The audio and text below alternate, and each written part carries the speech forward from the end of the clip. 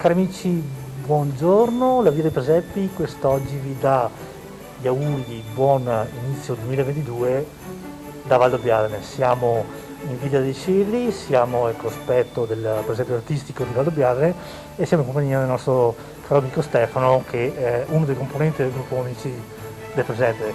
Stefano, buon anno a te, grazie di averci ricevuto. Raccontaci un attimino come si svolge questo presepe. Allora, intanto tanti auguri a tutti i telespettatori, auguri anche a Mello qui, al regista, il nostro regista, e volevo ora presentarvi un momento questo presepe che quest'anno si intitola L'Eco del Silenzio.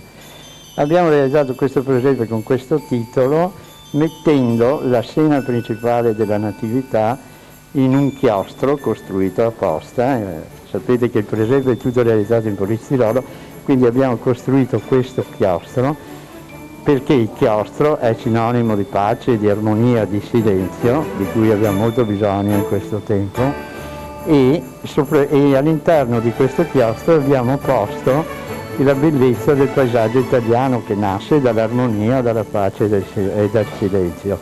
Bellezza del paesaggio italiano che potete ammirare con le statuine tutte in terracotta e tinta a mano provenienti dalla strada famosa per i presepi di San Gregorio Armeno a Napoli, e potete anche ammirare poi tutte le scene delle varie frazioni e delle varie borgate di Valdobbiadene.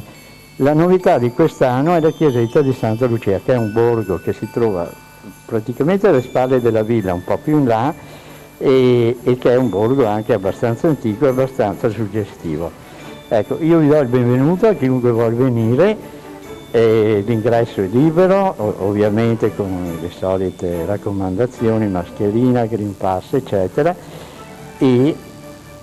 Stefano, hai detto praticamente tutto tu, quali sono gli orari o i giorni che si può venire a visitarlo? Allora, si può venire a visitarlo ogni giorno praticamente. Però dovete tenere presente una cosa, noi siamo un gruppo di volontari, siamo molto pochi, quindi se dovreste per caso arrivare e lo vedeste chiuso, potete venire o il pomeriggio se è chiuso la mattina o il mattino se è chiuso il pomeriggio.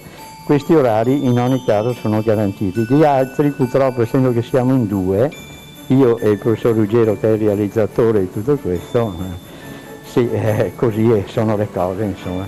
Stefano, noi ti ringraziamo intanto di averci invitato, facciamo un augurio per un buon 2022 e poi sicuramente con il tuo gran saper fare mi racconterai e mi accompagnerai durante tutto il percorso del presepio. Certo, e comunque noi, come vi ho detto, siamo qui, vi aspettiamo, vi auguriamo un felice Capodanno e speriamo che questo brutto periodo si possa superare facilmente, facilmente magari no, però si possa superare, e auguro a tutti ancora un buon anno 22. Grazie Stefano, e adesso andiamo a goderci questo presepio.